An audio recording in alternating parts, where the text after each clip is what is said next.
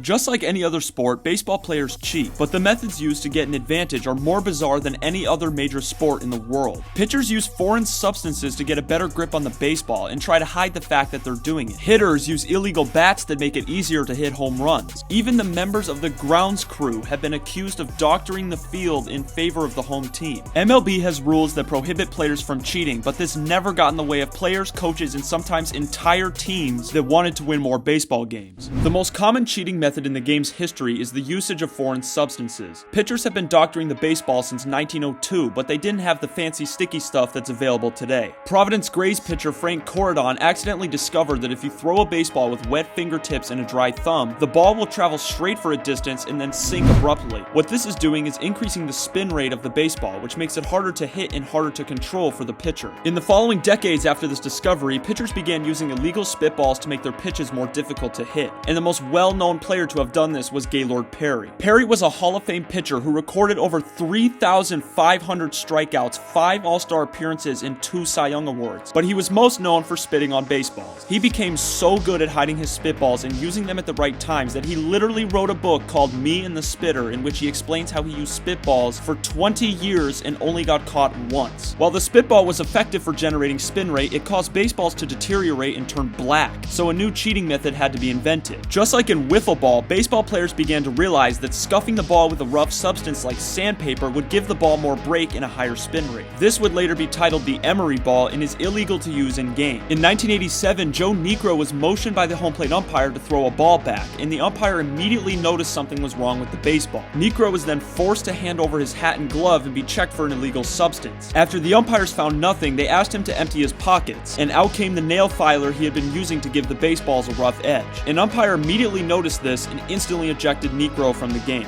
This meant scuffing the balls was too hard to get away with, so pitchers began adapting a more hidden approach of substances, even though they weren't always so hidden. In the second inning of a heated rivalry between the Red Sox and Yankees, Sox manager John Farrell noticed a shiny substance on pitcher Michael Pineda's neck. The home plate umpire obliged with the request and went to make a foreign substance check. After finding pine tar on the side of Pineda's neck, he was immediately tossed and destroyed on social media. However, he's not the only one to get caught using pine tar. In 2015, Brewers pitcher Will Smith was checked by the Atlanta Braves and got caught with the substance on his forearm. Smith was not happy with the Braves manager. There are likely dozens of pitchers who used pine tar for better grip and didn't make it obvious enough to get caught, but MLB instilled a rule to crack down on this. As of 2022, all pitchers are checked by umpires in between innings, which has led to overall lower spin rates and less strikeouts. While cheating on the pitcher's mound is difficult, getting an illegal advantage at the plate without being caught is near impossible. The most notable cheating method used by hitters was bat corking. This involved hollowing out a bat and replacing the inside with a lighter substance. The idea behind this scheme is to make the bat lighter when swinging it. A lighter bat allows the player to swing it faster, resulting in a greater exit velocity. The one problem with corked bats, however, was the poor durability of the barrel, since a lot of the wood is missing inside of it, and this quickly became a problem. In 2003, Sammy Sosa broke his bat on a ground out to second base. An umpire went to pick up a piece of the broken bat and noticed it was corked. After the game, Sosa claimed the bat was meant to be used during batting practice only and accidentally used it during the game. In 1996, Chris Sabo hit a broken bat foul ball and had to use another one. The bat boy handed him a second bat, which he broke again on a flyout. The second bat he broke was found to be corked, and Sabo was immediately tossed. In the following season, Wilton Guerrero broke his bat on a ground out and literally sprinted on the field to pick up a piece with the evidence. The umpires eventually took the bat from him, noticed it was corked, and gave him the boot. It's very rare to see a player getting caught with a corked bat nowadays because the effectiveness is highly questionable, but there's no question that grounds crew members have illegally altered the baseball field. Now, it's important to note that certain changes made to the field are legal but considered gamesmanship, which is simply using suspicious tactics in order to gain an advantage. When the home team's starting pitcher is known for giving up ground balls, some teams would intentionally water the infield so much that dirt became hard to run on. This is technically not illegal, and teams utilize this against fast players like Ricky Henderson. In the late 80s and 90s, the Minnesota Twins were accused of tampering with the air conditioning system in the Metrodome to affect the ball's travel in the air. When the Twins were hitting, the air would push away from home plate, and when the visiting team was hitting, the air would push towards home plate. Once again, this is arguably legal, and since then, a former superintendent of the stadium admitted to doing this, justifying his actions by claiming it a home field advantage. In 1981, Seattle Mariners manager Maury Wills ordered the grounds crew to extend the length of the batter's box by a single foot. The Oakland A's had previously criticized Mariners hitter Tom Paciorek for stepping outside the box while hitting. However, this is not legal. illegal, and it backfired horribly when Oakland A's manager Billy Martin noticed the box was bigger and reported it to the umpires. Maury Wills was caught and suspended for 2 games. Fast forward to today, and while major league teams still use gamesmanship, altering the grounds isn't seen as contentious. But the same cannot be said for sign stealing. Sign stealing in baseball has long been known as the most controversial cheating method that literally tore an entire team to shreds. The earliest recorded sign stealing incident was all the way back in the late 1800s. The Hartford Dark Blues would hide a person in a shack beyond the center field fence and signal to the hitter when the pitcher was about to throw a curveball. In the year 1900, the Phillies' manager forced their backup catcher Morgan Murphy to hide in a clubhouse behind center field. By using binoculars to decipher what pitch was coming, Murphy relayed the sign to base coach Pierce Childs using an electronic buzzer buried in the ground underneath his feet. Childs would then stomp his foot, giving the sign to the hitter. The base coach, along with the rest of the team, received 0 punishment for sign stealing. Nowadays, teams can be fined millions of dollars, receive death threats, suspensions, and even stripped of draft picks. Similar to the Phillies cheating scandal 100 years ago, the 2017 Red Sox used an Apple Watch to relay the signs gathered from a camera positioned in center field. The camera would pick up the sign and send the footage to a video room where it's decoded and relayed to a member of the Red Sox training staff on their Apple Watch. A player in the dugout would then signal to the runner on second base, and the runner would then signal to the hitter what pitch was coming. Complicated, right? Well, yes, but it wasn't all that effective since it required a runner to be on second base. But unbeknownst to the Red Sox, at the same time all of this was happening, the Astros found a solution to their problem. The 2017 Houston Astros were perhaps one of the most known cheaters in sports history. They cheated their way to a coveted World Series title and were caught stealing signs during the most important games of the season. Like the Red Sox, they set up a camera in center field that pointed directly at the catcher's signs. But instead of watching this footage from the video booth, it was broadcasted just outside the dugout. Although what makes the Astros scandal so memorable is how they relayed signs to the hitters. A player in the dugout would bang on a trash can whenever a changeup was coming, which worked tremendously. However, it was eventually picked up by White Sox pitcher Danny Farquhar, which triggered widespread speculation. By then, it was too late and the Astros already beat the Dodgers in the World Series. When the news about their cheating system went public, the entire baseball world went ballistic. Players were mad, fans were mad, Stephen A. Smith was mad, and the Astros paid dearly. The next season, they repeatedly got hit by pitches, Jose Altuve became the most hated man in sports, coaches were fired, the team was fined over $5 million, and they lost first and second round draft picks for the next 2 seasons. To put it simply, do not steal signs in baseball. If you enjoyed this video, consider subscribing to the channel, and click here to learn more about baseball's unwritten rules.